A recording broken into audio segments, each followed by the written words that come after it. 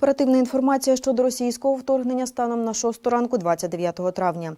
Розпочалась 95-та доба героїчного протистояння української нації російському воєнному вторгненню.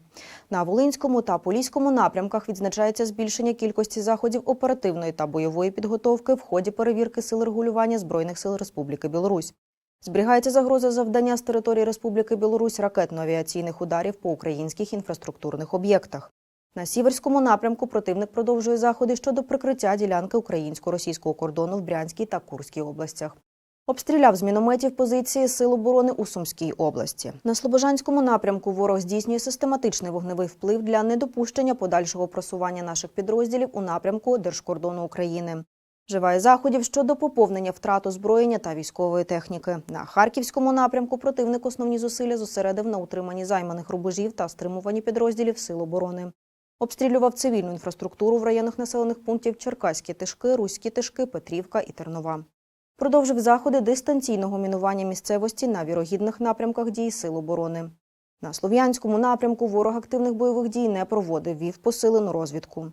Основні зусилля зосередив на утриманні зайнятих позицій та створенні умов для відновлення наступу. Здійснює поповнення втрат та запасів. Також здійснював артилерійські обстріли цивільної інфраструктури в районах населених пунктів Гусарівка, Велика Комишуваха, Богородниче, Святогірськ та інших. Силами армійської авіації продовжив завдавати авіаударів в районі Довгенького.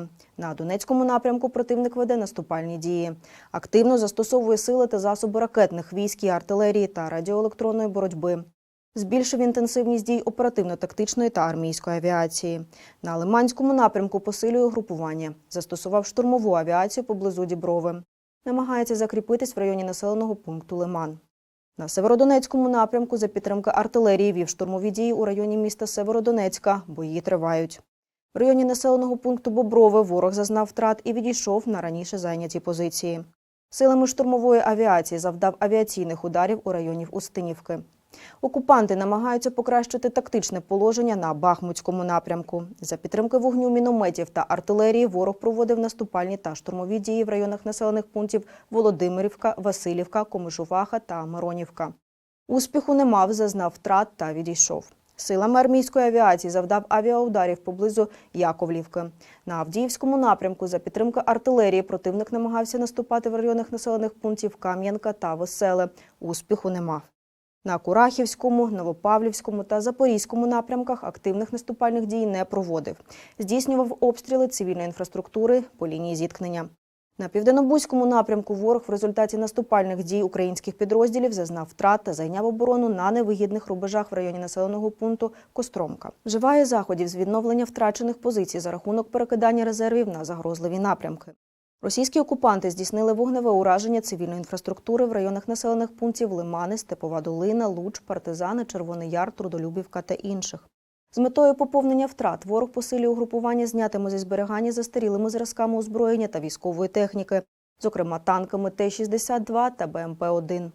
На Бесарабському напрямку ситуація суттєвих змін не зазнала. В Придністровському регіоні Республіка Молдова тривають обмежувальні заходи, посилена перевірка інфраструктури, транспорту та громадян.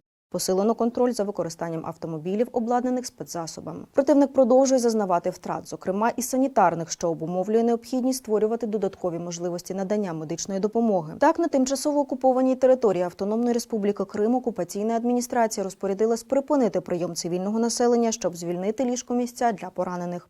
Інтенсивно проводиться збір донорської крові. За минулу добу тільки на Донецькому та Луганському напрямках відбито 7 атак ворога. Знищено 1 танк та 6 ворожих автомобілів. Підрозділи протиповітряної оборони знищили БПЛА типу «Орлан-10». Має ворог втрати і на інших напрямках. Віримо у Збройні сили України. Разом переможемо. Слава Україні!